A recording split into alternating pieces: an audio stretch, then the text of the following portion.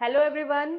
In the very last video we have discussed about the ingestion in the process of digestion. ठीक है, ये हमने discuss किया था ingestion कैसे होता है, यानी इन टेकिंग ऑफ फूड हम कैसे करते हैं, कौन कौन से बॉडी पार्ट्स उनमें इन्वॉल्व होते हैं. ठीक है, उसमें हमने पढ़ा था हमारा माउथ पोर्शन इन्वॉल्व होता है, टीथ इन्वॉल्व होते हैं, टंग इन्वॉल्व होते हैं. ठीक, इसी को हम आगे डिटेल में कंटिन्यू करेंगे कि कहाँ से होकर के कहाँ आपका खाना पहुंचता है और किस तरीके से डाइजेशन का प्रोसेस जो है वो कंप्लीट होता है. ओके, तो वेलकम वंस अगेन.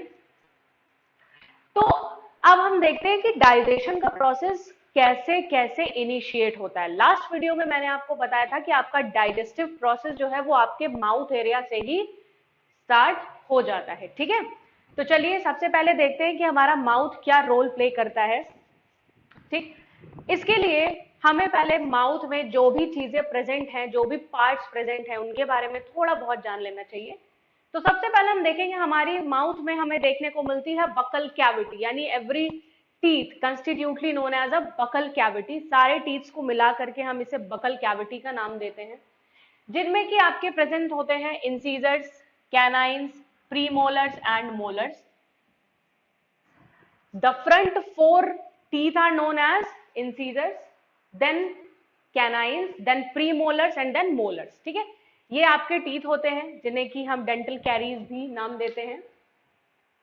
तो ये टीथ क्या हेल्प करते हैं, ये बेसिकली जो आप एक कॉम्प्लेक्स फूड मटेरियल खाते हैं उनका डाइजेशन ना करते हुए सिर्फ इनको छोटे छोटे पार्ट्स में ब्रेक डाउन करने का काम करते हैं. ठीक है, ब्रेकिंग डाउन से क्या होता है, जब हम किसी चीज को ब्रेक डाउन कर देते हैं तो उनका डाइजेशन या उनको और फर्दर छोटे छोटे पार्ट्स में डिवाइड करने में बहुत ही ज्यादा हेल्प मिल जाती है. ठीक है, आप सोचिए जो भी खाना हम खाते हैं वो बहुत ही छोटे छोटे पीसेस में हो जाता है हमारे माउथ में एंटर करने के बाद. इवन आफ्टर दैट बहुत ज्यादा टाइम लगता है उसे ब्रेक डाउन करने में या उसे कंप्लीटली डाइजेस्ट करने में. तो आप ये चीज इमेजिन कर सकते हैं कि अगर बकल कैविटी ना हो, बकल कैविटी रिमूव कर दी जाए तो कितना मुश्किल होगा सारे प्रोटीन्स, फैट्स, लिपिड्स, इन सारी चीजों को डाइजेस्ट करने में. ठीक है, तो इससे क्या समझ में आता है, इससे ये समझ में आता है कि बकल कैविटी कितना इंपॉर्टेंट रोल प्ले करती है आपकी बॉडी में डाइजेशन होने के लिए. ठीक है, चलिए बकल कैविटी हमारी, आपको भी पता है, मैंने आपको अभी बताया कि यहां पर सिर्फ उसे छोटे छोटे पीसेस में ब्रेक डाउन किया जाता है. थोड़ा सा डाइजेशन स्टार्ट होता है because of presence of salivary amylase और टाइलिन. ठीक है, टाइलिन की वजह से थोड़ा सा हो जाता है लेकिन वो कंप्लीट एक डाइजेशन नहीं है. इवन मैं आपको एक बहुत इंटरेस्टिंग बात बताती हूँ. सबको ये पता है, जनरली लोग जानते हैं कि आपका डाइजेशन स्टमक में होता है. नहीं, डाइजेशन माउथ से स्टार्ट होता है और आपका इंटेस्टाइन में खत्म होता है जाकर के. इवन स्टमक में भी पार्शली डाइजेशन ही होता है, कंप्लीट डाइजेशन नहीं होता है. ठीक है, तो buccal cavity helps in physical digestion. Buccal cavity helps in physical digestion, सिर्फ वो बड़े फूड पार्टिकल्स को छोटे छोटे फूड पार्टिकल्स में चेंज करने का काम करता है. ठीक, उसके बाद अब बकल कैविटी जो है आपकी, बकल कैविटी में सलाइवरी एमाइलेज आता है, आप सब जानते हैं. तो ये salivary amylase 3 different type of glands हैं जो सिचुएटेड होती है हमारे माउथ के अंदर, वहां से ही आता है. कैसे हमें पता कि सलाइवा आ गया है, जब हम कोई ऐसी चीज देखते हैं जो हमें बहुत ही पसंद है या कोई ऐसी चीज जो बहुत टेस्टी लगती है, जब ऐसी चीजें हम देखते हैं तो हमारे मुंह में हमें एक वाटरी सा लिक्विड फील होने लगता है. ठीक है, तो that watery liquid is nothing else but saliva और salivary amylase and which is known as ptyalin generally. Here P is silent, so we pronounce it as ptyalin. All right, तो ये salivary amylase हो गया. अब देखते हैं, अब हमें सबसे पहले तो इसका ट्रैक को मार्क करना है कि कहां से खाना हो करके किस ट्रैक में जा रहा है या किस पर्टिकुलर ऑर्गन में जा रहा है. अगर आपको ये एक बार इसकी क्रोनोलॉजी समझ में आ जाएगी, ठीक है, तो आप थोड़ा बहुत तो अपने हिसाब से आप लिख ही सकते हो. इन केस अगर आपको ऑन द स्पॉट कुछ भी नहीं याद रहता है तो, बिकॉज आपको पता है कि स्टमक में क्या होता है या माउथ में जाएगा तो क्या होगा, है ना. तो वो चीजें आपको एक तरीके से लाइन वाइज अगर आप चलेंगे तो बहुत ज्यादा अच्छे से क्लियर हो जाएंगी. ठीक है, तो जैसे ही आपका बकल कैविटी वाला एरिया एंड होता है, वहीं से अटैच्ड होता है आपका ईजोफेगस। ईजोफेगस मींस आपका फूड पाइप। जो आपकी बकल कैविटी है opens into pharynx lead to esophagus.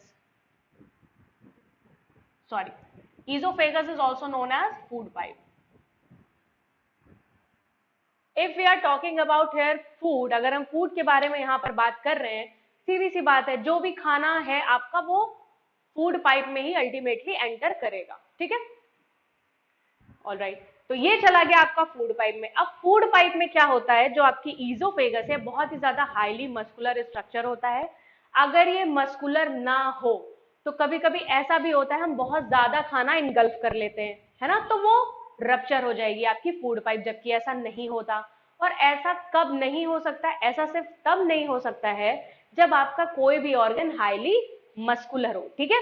ये बहुत ज्यादा मस्कुलर होता है जिससे ये स्ट्रेचेबल भी हो जाता है। क्यों? क्योंकि जितनी ज्यादा मसल्स होंगी वो उतना ज्यादा किसी पर्टिकुलर ऑर्गन को स्ट्रेचेबल बनाती हैं। तो इसीलिए कभी कभी अगर हमने खाना बहुत ज्यादा खा लिया है या एक साथ थोड़ा ज्यादा अमाउंट में खाना इनगल्फ कर लिया है तो उसका आपकी ईजोफेगस पर कोई भी इफेक्ट नहीं आता है। First point. Second point is कि यहाँ पर किसी भी तरीके का डाइजेशन नहीं होता है। इससे आपको ये समझ में आता है, अगर आपसे ऐसे इन जनरल कोई पूछ ले कि एलिमेंट्री कैनाल में कौन सा ऐसा बॉडी पार्ट है जहां पर बिल्कुल भी डाइजेशन देखने को नहीं मिलता है, तो उसका आंसर आप देंगे फूड पाइप या ईजोफेगस। क्यों? क्योंकि ये पार्ट तो है एलिमेंट्री कैनाल का, बट यहाँ पर किसी भी टाइप का डाइजेशन नहीं होता। ईजोफेगस आपका सिर्फ एक तरीके से कनेक्टिंग लिंक का काम करता है बकल कैविटी और स्टमक के बीच में, या एक ट्यूब लाइक स्ट्रक्चर, एक पाइप लाइक स्ट्रक्चर जैसे काम करता है फूड को कैरी करने में या ट्रांसपोर्ट करने में, ठीक है। चलिए, तो opens into pharynx leads to oesophagus यानी कि food pipe. Muscular no digestion occurs, कोई भी डाइजेशन नहीं देखने को मिलेगा यहाँ पर। देन अब इजोफेगस के बाद क्या आता है, मैंने अभी आपको बताया कि oesophagus as a connecting link काम करता है between your buccal cavity and stomach region. तो सीधी सी बात है, आपका इजोफेगस आकर के ओपन होगा कहां पर, J shaped muscular structure which is your stomach and which is present in the left abdomen of your body, ठीक है। What is left abdomen? See, मैं आपको बॉडी का कुछ अपर रीजन्स के डिवीजन बता देती हूं। This portion is known as thoracic cavity और अपर थोरिक्स, ठीक है। But just beneath this is your abdomen portion, ठीक है। तो एब्डोमेन पोर्शन के लेफ्ट साइड में आपका स्टमक सिचुएटेड होता है और राइट साइड में आपके अदर बॉडी पार्ट्स होंगे जो मैं आपको आगे अभी बताऊंगी, ठीक है।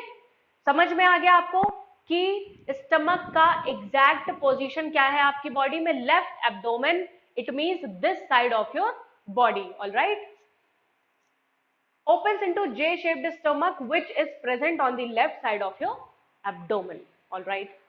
Now अब हमें देखना है कि आपके स्टमक में होता क्या क्या है, किस तरीके से डाइजेशन यहाँ पर आगे प्रोसीड होता है, ठीक है।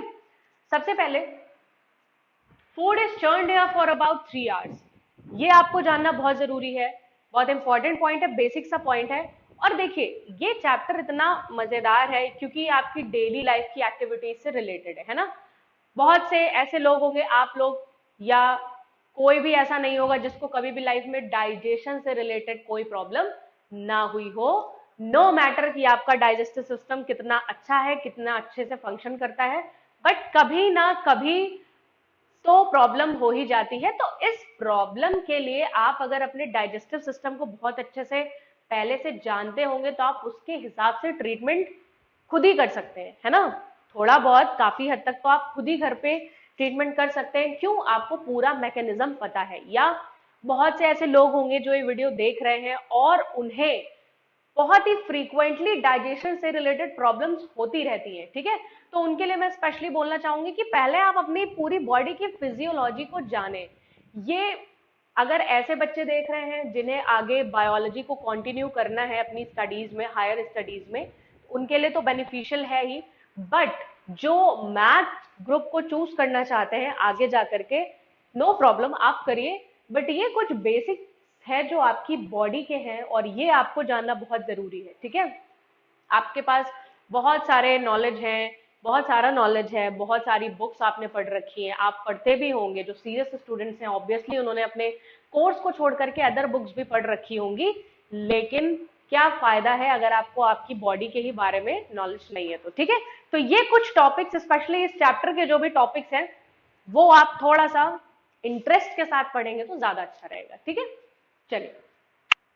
तो फूड इज चर्न्ड एयर, यहां पर ही फूड क्या होता है और छोटे छोटे पीसेस में चर्न किया जाता है। चर्न मतलब समझते हैं आप, पीसना किसी चीज को बार बार बार बार। तो स्टमक रीजन में आपका जो खाना है वो फॉर अबाउट 3 आवर्स रहता है, यानी 3 घंटे तक आप जो खाना खाते हो वो आपके पेट वाले रीजन में ही पड़ा रहता है। ठीक है, अब पेट वाले रीजन में वो है, बट वहां पर मैंने आपको बताया स्टार्टिंग में कि यहां पर पार्शियल डाइजेशन भी हो जाता है ना। पार्शियल डाइजेशन का मतलब आप समझते हैं, कंप्लीट डाइजेशन नहीं हो रहा है, हो रहा है बट कंप्लीट नहीं हो रहा है। तो उस पार्शियल डाइजेशन को करने के लिए भी कुछ तो चाहिए, आई मीन कुछ चीजें, कुछ सिक्रीशन ऑफ सम ग्लैंड्स, है ना, तो समथिंग लाइक दैट। तो ये सारी चीजें चाहिए होंगी, तो ये सारी चीजें आती हैं गैस्ट्रिक ग्लैंड से, जो कि पाई जाती हैं आपके स्टमक में ही, है ना, स्टमक में ही पाई जाती है कुछ गैस्ट्रिक ग्लैंड्स, जहां से कुछ सिक्रीशंस आकर के मिक्स होते हैं आपके खाने में, जो आपके खाने को पार्शियल डाइजेशन होने में हेल्प करते हैं या पार्शियली डाइजेस्ट होने में हेल्प करते हैं। ठीक है, तो कौन कौन सी होती है, यानी क्या क्या चीजें आकर के मिलती हैं। These are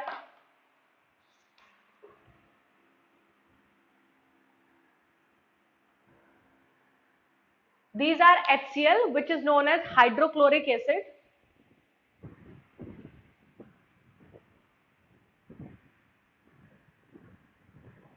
pepsin, mucus and some other gastric lipases. All right, तो इसका हम सबका नंबर वाइज काम पढ़ेंगे कि ये पर्टिकुलर चीजें किस चीज के डाइजेशन में हेल्प करती हैं, या अगर अपार्ट फ्रॉम डाइजेशन में इनका कोई काम है तो क्या काम है। ठीक है, सबसे पहले बात करते हैं हाइड्रोक्लोरिक एसिड के बारे में। जनरली अगर आप किसी से बोलेंगे कि एसिड्स की टेंडेंसी क्या होती है, तो एसिड्स की टेंडेंसी होती है टू डिस्ट्रॉय समथिंग। ठीक है, ये किसी चीज को डिस्ट्रॉय कर सकते हैं अगर ये बहुत ही ज्यादा एसिडिक नेचर वाला एसिड है तो। ठीक है, अगर बहुत ही ज्यादा कंसंट्रेटेड है तो वो किसी भी चीज को डिस्ट्रॉय कर सकता है। ठीक, तो आई गेस आपको क्लियर हो रहा होगा कि मैं क्या बोलना चाह रही हूँ। यहां पर जो आपका HCl है प्रेजेंट, यानी which is known as hydrochloric acid, ये क्या करता है आपकी बॉडी में इन केस कोई जर्म्स, कोई अदर फॉरेन पार्टिकल्स, पैथोजेंस, या आपकी स्टमक के ही कुछ ऐसी चीजें जिनका अब काम कोई नहीं है डाइजेशन में, उन्हें ये किल करने का काम करते हैं। ठीक है, प्लस HCl की प्रेजेंस की वजह से आपका जो स्टमक का पोर्शन है वो बहुत ही ज्यादा एसिडिक मीडियम हो जाता है। आपने जनरली टीवी के एडवर्टाइजमेंट्स वगैरह में सुन रखा होगा एसिडिटी हो जाना, है ना। एसिडिटी हो जाना मीन्स जब HCl की मात्रा आपके स्टमक में ज्यादा हो जाती है, ठीक है, तो आपको डकार वगैरह आने लग जाती है, and which is because of HCl। उसी को हम जनरल लैंग्वेज में बोल देते हैं एसिडिटी हो जाना। ठीक है, तो आप अगर कोई आपसे बोले या आपसे कोई पूछ ले एसिडिटी, तो बेटा आपने बहुत सुन रखा है, बट इस एसिडिटी का कारण क्या है, तो इस एसिडिटी का कारण है आपके स्टमक के अंदर HCl की मात्रा का बढ़ जाना। ऑल राइट, ठीक, तो HCl का काम समझ में आ गया। नाउ पेप्सिन, जो भी आप प्रोटीन खाते हैं, जैसे दाल वगैरह में बहुत ही रिच होती हैं दालें प्रोटीन में, तो जैसे आपने प्रोटीन खाया उसे भी डाइजेस्ट करना है। अलग अलग चीजों के लिए अलग अलग एंजाइम्स चाहिए होते हैं डाइजेस्ट करने के लिए। इसीलिए मैंने आपको, जब मैं इसका एक इंट्रोडक्शन डिस्कस कर रही थी, मैंने आपको बताया था कि ह्यूमन बीइंग्स बहुत ही कॉम्प्लेक्स टाइप ऑफ फूड खाते हैं, है ना। तो कॉम्प्लेक्स से मेरा मतलब ये नहीं था कि बहुत ज्यादा खाते हैं, है ना, या अमाउंट बहुत ज्यादा होता है, ऐसा कुछ नहीं था।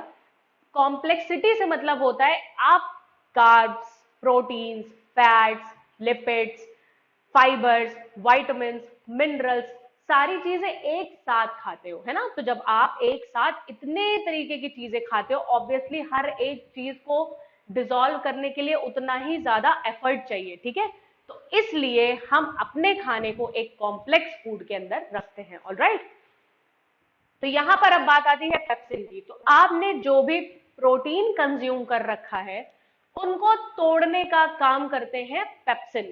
Pepsin is a type of enzyme which breaks down your protein intake into the peptones. ये प्रोटीन्स को तोड़ करके पेप्टोन्स में कन्वर्ट कर देते हैं, जो कि प्रोटीन्स का ही एक लेस कॉम्प्लेक्स स्ट्रक्चर होता है। ठीक, now moving to next is mucus. What mucus exactly is? You can see mucus as the matrix like substance. अब मैट्रिक्स क्या होती है मैं आपको कई सारे वीडियोस में डिस्कस कर चुकी हूं कि मैट्रिक्स कुछ नहीं है बल्कि एक चिपचिपा सा सबस्टेंस है जो किसी ऑर्गन में प्रेजेंट होता है। ऑलराइट, तो ये जो आपका म्यूकस है वो क्या करता है, एक कवरिंग फॉर्म करता है आपके स्टमक के अंदर, जैसा कि आप स्टमक के उसमें देख सकते हैं। ये आपके स्टमक के अंदर एक कवरिंग लाइक स्ट्रक्चर फॉर्म करता है, और वो कवरिंग क्या करती है, वो जो लेयर है म्यूकस की वो क्या करती है, आपके स्टमक को प्रोटेक्ट करती है from the action of hydrochloric acid. क्योंकि अगर हाइड्रोक्लोरिक एसिड एक एसिड है, अगर ये जर्म्स को किल करने की कैपेसिटी रख रहा है तो कहीं ना कहीं ये आपकी स्टमक को भी नुकसान पहुंचा सकता है। तो HCl का कोई भी इफेक्ट स्टमक की इनर वॉल पर ना हो, उसको प्रोटेक्ट करने के लिए ही म्यूकस की लेयर प्रेजेंट होती है। आप सब जानते हैं अगर आप किसी बॉडी के अंदर या बाहर अगर कोई चिपचिपी सी लेयर लगा देते हैं तो उसपे एनवायरमेंट का के फैक्टर्स की वजह से नुकसान होने के चांसेस काफी कम हो जाते हैं। ठीक है, सो ये हो गया आपका म्यूकस। अब हम बात करते हैं गैस्ट्रिक लाइपेसेस की। गैस्ट्रिक लाइपेसेस क्या करते हैं, आपने जितना भी फैट्स का इंटेक किया है, आपने फैट्स खा रखे हैं, उसको ये पार्शली ब्रोक डाउन कर देते हैं, नॉट कंप्लीटली, पार्शली करते हैं। ठीक है, तो आपने यहां पर देखा कि बकल कैविटी से आपका डाइजेशन स्टार्ट हुआ, कई सारे पार्ट्स इन्वॉल्व हुए, देन आपका ईजोफेगस में आपका खाना पहुंचा जहां पर कोई भी डाइजेशन आपने मार्क नहीं किया है। ठीक है, उसके बाद आपका जो फूड पाइप है वो ओपन होता है जा करके आपके स्टमक में। स्टमक में थोड़ा सा कॉम्प्लेक्स प्रोसेस हो गया है यहाँ पर। कैसे? क्योंकि यहाँ पर आपका खाना 3 घंटे तक रहता है और 3 घंटे तक लगातार इसमें डाइजेशन चलता रहता है, ऑटोमेटिकली यहाँ पर थोड़ी सी कॉम्प्लेक्सिटी बढ़ जाती है। यहाँ पर बहुत सारी चीजें आकर के मिक्स हो जाती हैं थ्रू गैस्ट्रिक ग्लैंड्स जो आपके स्टमक में ऑटोमेटिकली प्रेजेंट होती हैं, और उन गैस्ट्रिक ग्लैंड्स के secretion HCl, pepsin, mucus and gastric lipases. HCl का काम मैंने आपको बताया कि ये जर्म्स या पैथोजेंस वगैरह को किल करने का काम करता है। Pepsin is known for digestion of protein into peptones or breakdown of protein into peptones. Now mucus, it protects the stomach's inner layer from the action of your hydrochloric acid. Okay, now gastric lipases, these breaks down the fat partially. Oh, all right.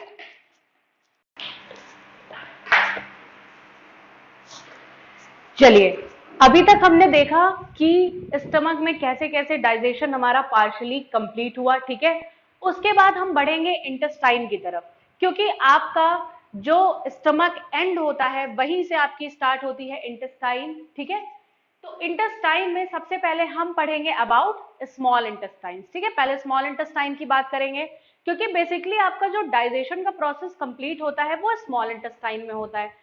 तो अब आप सोच रहे होंगे कि large intestine का क्या role है डाइजेशन में। लार्ज इंटेस्टाइन का एक्चुअली रोल है एब्जॉर्प्शन। ठीक है, large intestine basically functions as an absorptive organ. क्यों? आपने जितना भी फूड डाइजेस्ट किया है, जो भी खाना आपने खाया है वो न्यूट्रिएंट में कन्वर्ट हुआ है, तो उसे जब तक आपकी बॉडी एब्जॉर्ब नहीं करेगी, वो कैपिलरीज के थ्रू आपके ब्लड में भेजा नहीं जाएगा और आपकी बॉडी को वो बेनिफिट नहीं करेगा। ऑलराइट, तो लार्ज इंटेस्टाइन को हम पढ़ेंगे एज एन एब्जॉर्प्टिव ऑर्गन, और हम स्मॉल इंटेस्टाइन में किस प्रोसेस के थ्रू डाइजेशन कंप्लीट हो रहा है अब उसे आगे प्रोसीड करते हैं। ठीक है, सबसे पहले हम देखेंगे कि stomach opens into small intestine. Small intestine is also again an very muscular structure and which is about 6.75 meter long, 75 meters long in an adult. ठीक है, एक एडल्ट में जो आपकी स्मॉल इंटेस्टाइन है, स्मॉल इंटेस्टाइन बहुत ही हाईली कॉइल्ड स्ट्रक्चर है, जैसा कि आपको दिख रहा होगा डायग्राम में, एक बहुत हाईली कॉइल्ड स्ट्रक्चर है, मस्कुलर स्ट्रक्चर है। अगेन मस्कुलर अगर स्ट्रक्चर है तो ये फैसिलिटेट कर रहा है इस बात को कि अगर खाना कम हो ज्यादा हो तो उससे उसके स्ट्रक्चर पे कोई भी इफेक्ट नहीं आएगा, ठीक है। 6.75 मीटर लॉन्ग है और ये क्या करती है, आपके डाइजेशन को कंप्लीट करने में हेल्प करती है, और आपकी जो लार्ज इंटेस्टाइन है वो बाद में उन्हीं न्यूट्रिएंट मटेरियल्स को या प्रोडक्ट्स को एब्जॉर्ब करके ब्लड तक पहुंचाने का काम करती है, जिससे आपकी पूरी बॉडी को एक इक्वल अमाउंट में सारे nutrients at a time of जब आपको नीड है आपकी बॉडी को तब वो यूटिलाइज किए जा सके, ठीक है। चलिए, highly coiled narrow tube divided into 3 सब रीजन्स। देखिए, आपकी जो हाईली कॉइल्ड स्मॉल इंटेस्टाइन है उसको फर्दर 3 रीजन्स में डिवाइड किया गया है, which are named as duodenum, jejunum and then ileum, ठीक है। ड्यूडेनम क्या है, व्हाट इज ड्यूडेनम? आपका ड्यूडेनम ये स्टमक से ही लगा हुआ होता है, ठीक है। ये सबसे पहला आपका डिवाइडेशन है स्मॉल इंटेस्टाइन का, देन ज्यूजेनम, देन इलियम। जैसा कि आपको डायग्राम में यहाँ पर दिख भी रहा होगा कि ड्यूडेनम कहाँ सिचुएटेड है, इलियम कहाँ सिचुएटेड है एंड ज्यूजेनम कहाँ सिचुएटेड है, ठीक है। एक और इंपॉर्टेंट स्ट्रक्चर प्रेजेंट होते हैं आपकी इंटेस्टाइन में, वो चाहे स्मॉल इंटेस्टाइन हो या लार्ज इंटेस्टाइन हो, जो कि आपके डाइजेशन के प्रोसेस को कई गुना इंक्रीज कर देते हैं। कैसे? अगर कोई सरफेस प्लेन है और उस पर आप कोई चीज डाल देते हैं तो वो एब्जॉर्प्शन नहीं हो पाता है, अगर होगा भी तो बहुत ही थोड़ा होगा।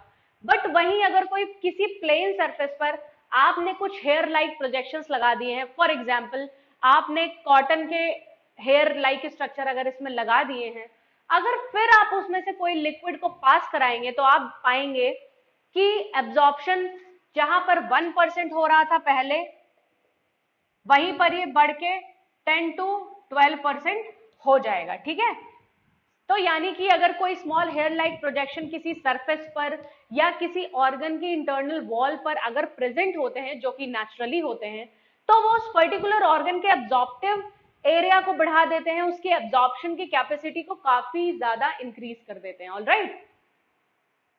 तो यहां पर हम बात करेंगे have finger like projections which are known as villi. तो स्मॉल इंटेस्टाइन हो या लार्ज इंटेस्टाइन हो, वहां पर विलाई का प्रेजेंट होना बहुत ही मस्ट है, क्योंकि कुछ अमाउंट में एब्जॉर्प्शन आपकी स्मॉल इंटेस्टाइन भी करती है और मेन एब्जॉर्प्शन जो कि लार्ज इंटेस्टाइन का काम है, तो वहां पर तो विलाई का होना बहुत ही ज्यादा जरूरी है और बेनिफिशियल भी, ठीक है। नाउ अब हम ये देखेंगे, क्योंकि अभी मैंने आपको बताया स्टार्टिंग में कि स्मॉल इंटेस्टाइन ही एलिमेंट्री कैनाल का वो पार्ट है जहां पर डाइजेशन कंप्लीट हो रहा है, ऑलराइट। तो यहां पर भी अगर बहुत सारे डिफरेंट टाइप के कॉम्प्लेक्स फूड आपके हैं तो उनको डाइजेस्ट करने के लिए अलग अलग एंजाइम्स की भी आपको जरूरत पड़ेगी। एंजाइम्स या जो भी आपके लिक्विड्स हैं जो कि डाइजेस्ट करने में हेल्प करेंगे, तो उन लिक्विड्स का स्पेसिफिकेशन हम देख लेते हैं। यहां पर सबसे पहला सबसे मेजर रोल प्ले करता है इसमें आपका लिवर, ठीक है। क्यों हम हमेशा लिवर को डाइजेशन से कनेक्ट करते हैं, है ना। बहुत से ऐसे लोग होंगे जो मैंने आपको बताया, जो सिर्फ ये जानते होंगे कि आपका डाइजेशन का सारा प्रोसेस स्टमक में कंप्लीट हो जाता है, ठीक है, but this is not completely true. इसके लिए आपको लीवर की और पैनक्रियाज की भी इक्वली नीड होती है, ठीक है। इसी वजह से जब भी डाइजेशन की बात आती है तो लिवर को उससे इंटरकनेक्ट करके ही देखा जाता है। लिवर का काम क्या है? Liver secretes bile which is known as bile pigments and which includes some bile salts, all right।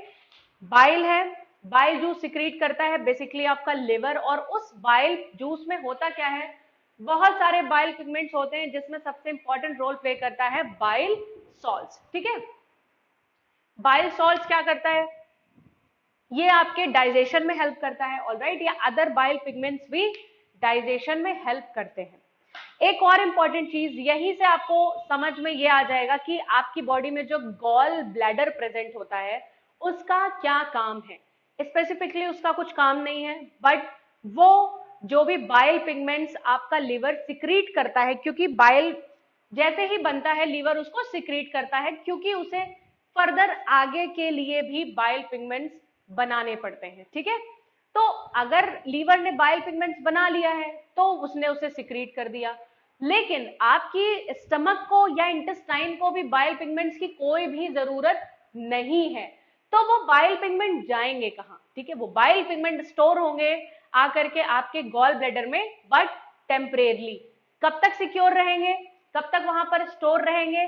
जब तक ड्यूडेनम को उसकी नीड ना हो, यानी जब डाइजेशन का प्रोसेस कंप्लीट होना होगा तभी बाइल पिगमेंट्स की नीड पड़ेगी और तभी गॉल ब्लैडर से निकल करके बाइल पिगमेंट्स जाएंगे, ठीक है, क्योंकि आपका जो लिवर है वो आगे के लिए बाइल पिगमेंट्स बनाने में बिजी हो जाता है, ठीक है। तो bile is temporarily stored in gall bladder, ये पॉइंट बहुत इंपॉर्टेंट है, ये आपको याद रखना है, अंटिल ड्यूडेनम नीड, जब तक कि ड्यूडेनम को बाइल पिगमेंट्स की नीड नहीं होती है, ठीक है। चलिए now pancreas lie parallel and beneath to the stomach, this is a symbol of parallel, ठीक है। तो पैनक्रियाज बिल्कुल ही स्टमक के पैरेलल आपके होते हैं। मैंने आपको कहां बताया था स्टमक का पोजीशन? मैंने आपको बताया था आपके लेफ्ट एब्डोमेन में स्टमक होता है और इसी के जस्ट राइट साइड में यानी पैरेलली प्रेजेंट होता है पैनक्रियाज, ऑलराइट। पैनक्रिया मेनली होता है इंसुलिन को सिक्रीट करने के लिए, ठीक है।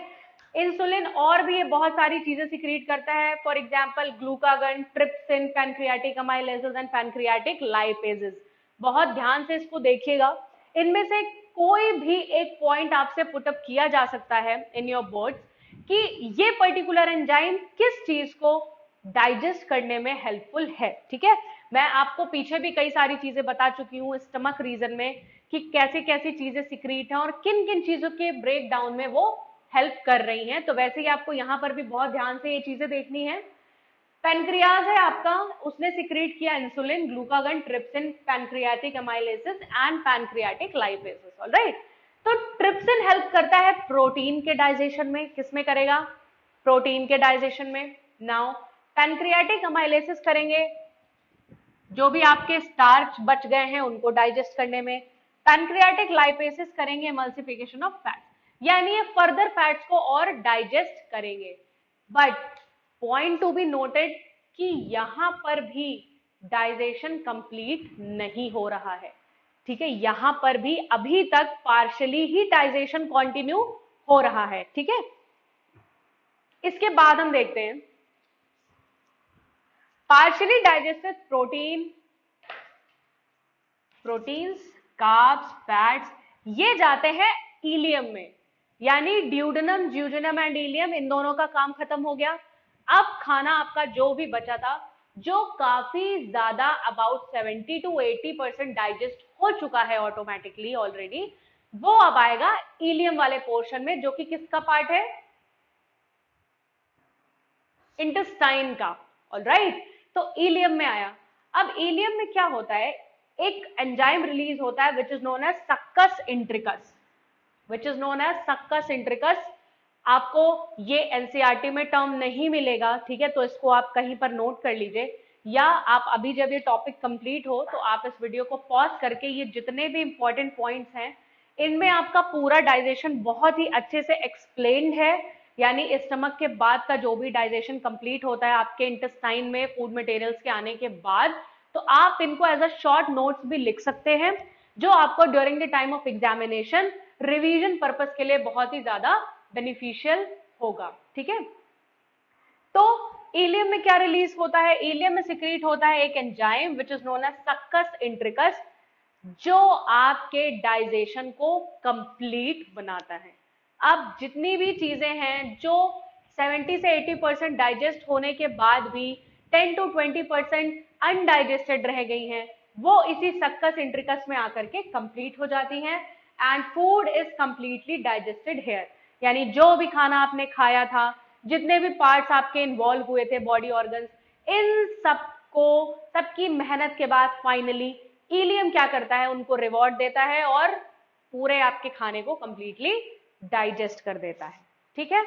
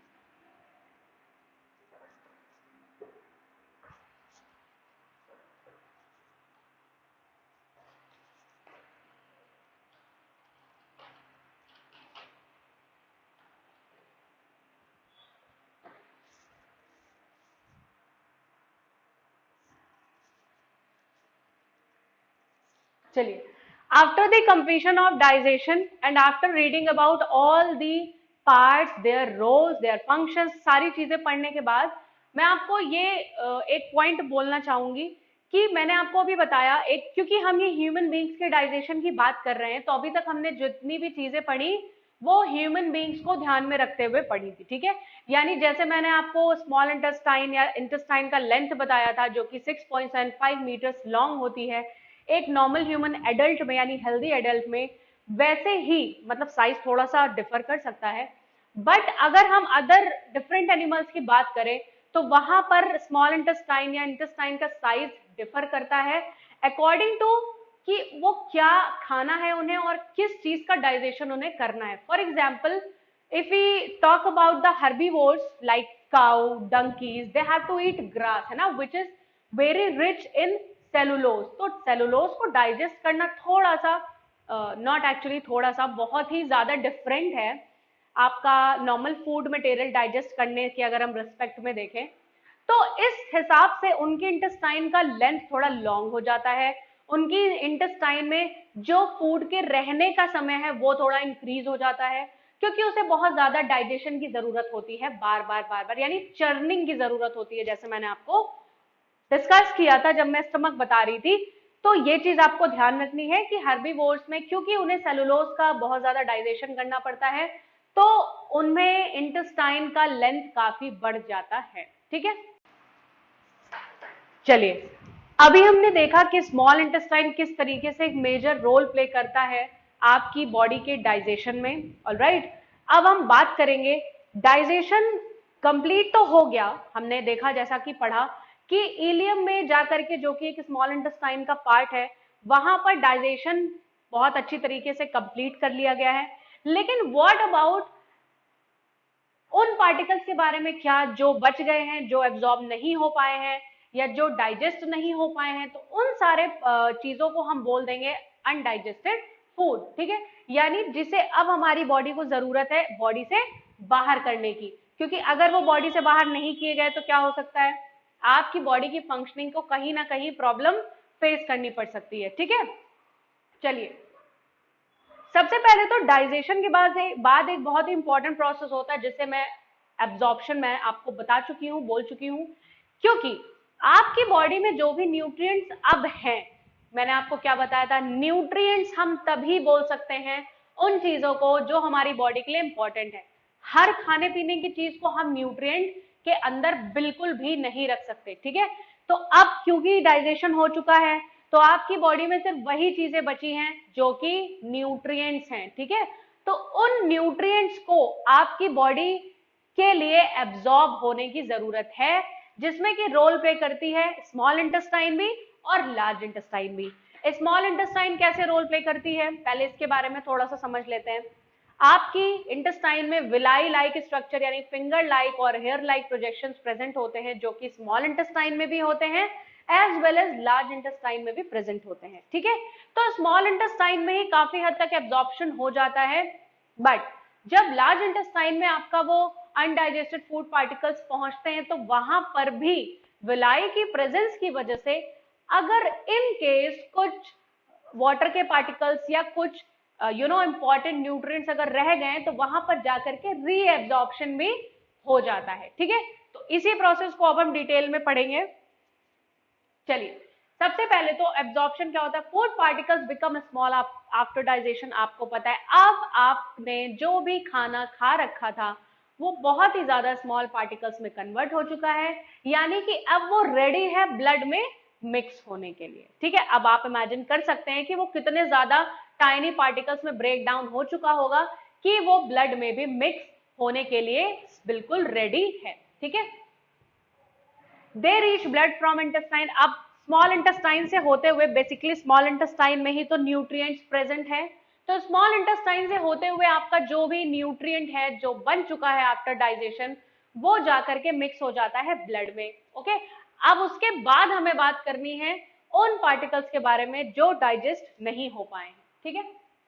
Villi plays an important role है, यानी स्मॉल इंटेस्टाइन में भी मैंने आपको बताया कि एब्जॉर्प्शन के लिए आपके जो विलाई हैं ये बहुत ही इंपॉर्टेंट रोल प्ले करते हैं, ठीक है। सेम उसी तरीके से जैसे कि कौन करता है? विलाई ही करते हैं लार्ज इंटेस्टाइन में, ठीक है। एसिमिलेशन, अब आपका एब्जॉर्प्शन वाला खत्म हो चुका है, पोर्शन या पार्ट खत्म हो चुका है। अब हमें देखना है एसिमिलेशन।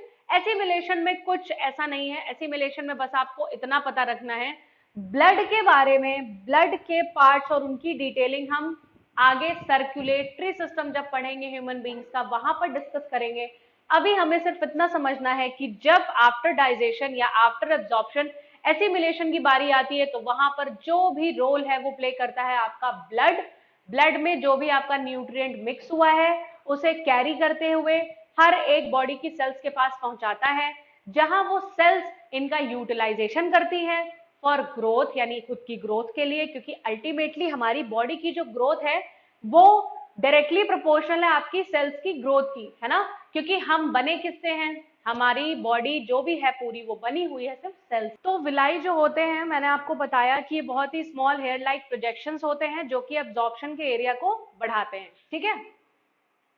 ऑलराइट, तो ब्लड के बारे में भी आपको पता चल गया कि कैसे ये एसिमिलेट करते हैं आपके जो भी न्यूट्रिएंट्स मटेरियल हैं उनको पूरी बॉडी में, और बॉडी में न्यूट्रिएंट मटेरियल्स का एग्जैक्टली काम क्या होता है, ठीक है।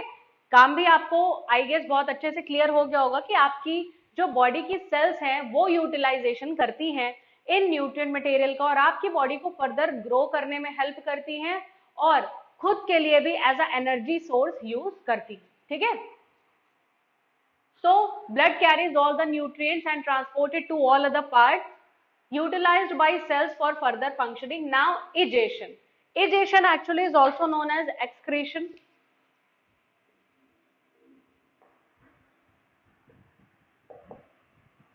एजेशन को ही हम एक्सक्रीशन भी बोल सकते हैं, ठीक है। एक्सक्रीशन जैसा कि आपको नाम से ही समझ में आ रहा है कि किसी चीज को बॉडी से बाहर निकालना है, और वो चीजें कौन सी हैं, वो चीजें हैं जो भी अनडाइजेस्टेड फूड पार्टिकल्स रह गए हैं या क्लस्टर्स रह गए हैं उनका आपकी बॉडी से बाहर निकालना, क्योंकि आपकी बॉडी में कोई भी अनवांटेड पार्टिकल अगर है तो वो कहीं ना कहीं आपकी बॉडी की बहुत सारी बायोलॉजिकल प्रोसेसेस को डिस्टर्ब कर सकते हैं, ठीक है। चलिए तो देखते हैं एजेशन क्या होता है। एक्चुअली जहां पर स्मॉल इंटेस्टाइन ने बहुत ही इंपॉर्टेंट रोल प्ले किया था डाइजेशन में, वैसे ही आपका लार्ज इंटेस्टाइन बहुत ही इंपॉर्टेंट रोल प्ले करता है for the process of excretion, और which is also known as egestion, ठीक है। Undigested food particles get excrete out through large intestine. Actually आपका जो लार्ज इंटेस्टाइन है वो कुछ समय के लिए टेम्परेरली आपके उन अनडाइजेस्टेड पार्टिकल्स को स्टोर रखता है अपनी बॉडी के अंदर, और जब वहां स्टोरेज फुल हो जाता है तो आपकी बॉडी से उन मटेरियल्स को एक्सक्रीट आउट करने की नीड फील होती है। देन आपके जो भी एक्सक्रीटरी ऑर्गन्स हैं which is known as anus, है ना, और हाँ एनस, वहां से आपकी बॉडी का जो भी ह्यूमन एक्सक्रीटा या which is also known as faecal matter आपकी बॉडी से बाहर भेज दिया जाता है, ठीक है। एंड जो कि एक एग्जैक्टली आपका एक्सक्रीशन का प्रोसेस है। चलिए इसको थोड़ा डिटेल में देख लेते हैं। सबसे पहले तो जैसे हमने स्मॉल इंटेस्टाइन के 3 पार्ट्स के बारे में डिस्कस किया था which were duodenum, jejunum and ileum, वैसे ही आपकी लार्ज इंटेस्टाइन को ही 2 ब्रॉड कैटेगरीज में डिवाइड किया गया है which are colon and rectum, in which this has a different work, but exactly जो आपका एक्सक्रीशन का प्रोसेस है वो रेक्टम के थ्रू ही कंप्लीट होता है। चलिए इसको देख लेते हैं। तो लार्ज इंटेस्टाइन के 2 पार्ट्स और इन दोनों के स्पेसिफिकली काम है। कोलोन का काम क्या है, absorbs remaining water from the undigested food.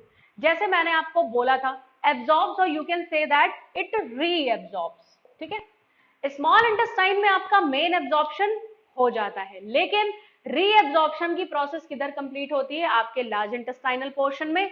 क्यों, देखिए आपकी बॉडी बहुत ही ज्यादा एक सिस्टम से वर्क करती है, उस सिस्टम में किसी भी तरीके का लूप होल ना होने पाए, इस चीज को आपकी बॉडी टाइम टू टाइम बार बार चेक करती रहती है। क्यों चेक करती रहती है, अगर आपकी बॉडी में ये रीचेकिंग वाले सिस्टम्स ना हो तो आपकी बॉडी में इतनी सारी कॉम्प्लेक्स प्रोसेसेस एक साथ काम करती रहती हैं कि कहीं ना कहीं कुछ ना कुछ डिस्टर्बेंसेस क्रिएट होते रहेंगे, और उन डिस्टर्बेंसेस की वजह से अल्टीमेटली आपकी बॉडी पर बहुत ही ज्यादा डिजास्टर्स इफेक्ट पड़ सकता है, ठीक है, जिससे अल्टीमेटली बॉडी की डेथ भी हो सकती है। तो इन सारी चीजों से बचने के लिए हर एक सिस्टम में बहुत सारे चेक मेजर्स लगाए जाते हैं, यानी कि री का मतलब आप समझते हैं, री मतलब किसी चीज को फिर से इवेलुएट करना या फिर से रिपीट करना, ऑलराइट।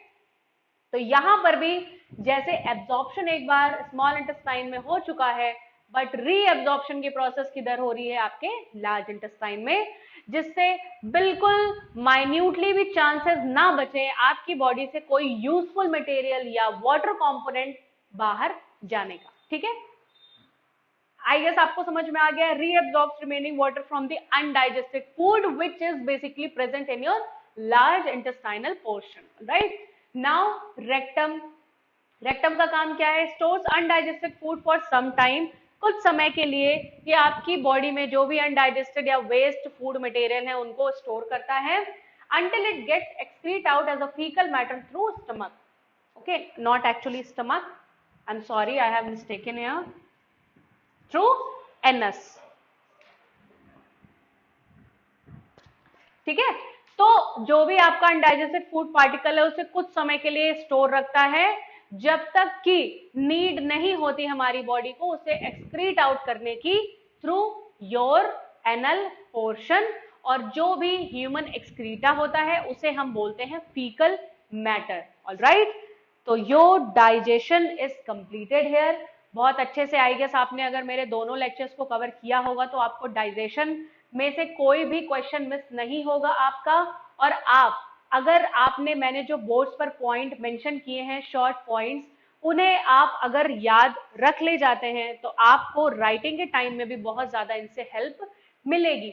क्योंकि देखिए बायोलॉजी, मैं बार बार बोलती हूँ कि बायोलॉजी एक थ्योरेटिकल सब्जेक्ट है और थोड़ा सा टफ भी है, क्योंकि इसमें टर्म्स को याद करना और उन्हें रिमाइंड रखना, और दूसरी चीज सबसे इंपॉर्टेंट चीज कि एग्जाम के टाइम पर जबकि आपको बहुत ज्यादा प्रेशर होता है तो उस टाइम पर जो भी आपने पढ़ा है उसे कॉपी में उतारना ये बहुत ही ज्यादा टफ हो जाता है, ठीक है।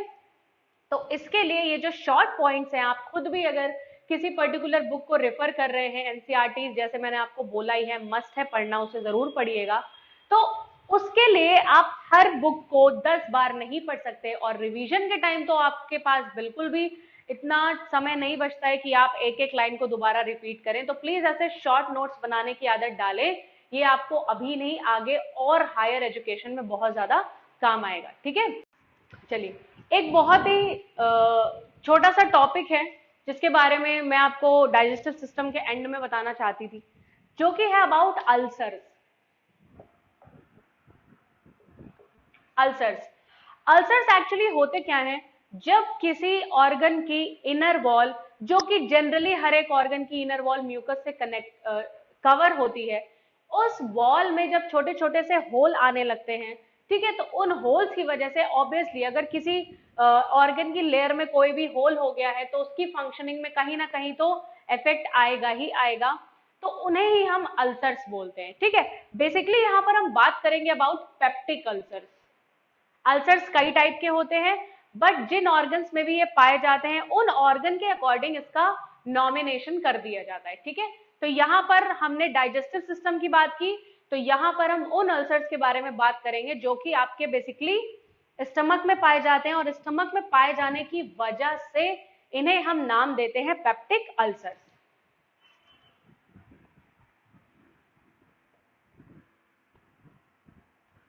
पेप्टिक अल्सर्स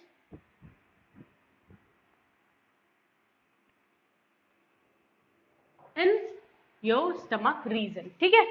इसमें होता क्या है, इसमें जब आपकी स्टमक के अंदर बहुत सारे गैस्ट्रिक जूसेस सिक्रीट होते हैं, जैसा कि मैंने आपको डाइजेस्टिव सिस्टम में बताया है, उन सारे डाइजेस्टिव जूसेस या गैस्ट्रिक जूसेस जिन्हें हम बोलते हैं, जब उनका सिक्रीशन इम्बैलेंस तरीके से होने लग जाता है, ठीक है, तो वो क्या करते हैं, आपके इनर वॉल में स्टमक के छोटे छोटे से होल बना देते हैं। जैसे फॉर एग्जाम्पल आपको पता है कि जब एसिड सपोज दैट बहुत ज्यादा होने लग जाए या अदर गैस्ट्रिक जूसेस बहुत ज्यादा होने लग जाए, तो अगर वो स्टमक की वॉल को इन्फेक्ट नहीं करेंगे तो क्या करेंगे, है ना, मीन्स वो करेंगे ही करेंगे इफेक्ट स्टमक की वॉल पे, और उसका रिजल्ट होगा कि वो छोटे छोटे से होल्स डेवलप हो जाएंगे जिन्हें कि हम अल्सर बोलते हैं, जिसकी वजह से पेन, सोर्स एक्सेट्रा आपकी बॉडी में आपको फील होने लग जाते हैं, और अल्टीमेटली उस ऑर्गन की फंक्शनिंग पे बहुत ही ज्यादा एडवर्स इफेक्ट पड़ता है, जिसकी वजह से जो आपकी म्यूकस लेयर है, अब देखिए कैसे इफेक्ट पड़ेगा। सपोज दैट आपकी म्यूकस लेयर यहाँ पर डैमेज हो रही है, म्यूकस लेयर अगर डैमेज हो रही है तो वो पेप्टिक अल्सर्स तो इफेक्ट करेंगे ही करेंगे, साथ आपका जो भी हाइड्रोक्लोरिक एसिड है जिसके एक्शन से म्यूकस प्रिवेंट कर रहा था स्टमक की लेयर को, तो वो भी कहीं ना कहीं क्या हो जाएगा, इफेक्ट करने लग जाएगा आपके स्टमक पोर्शन को, ठीक है। So this was all about ulcer.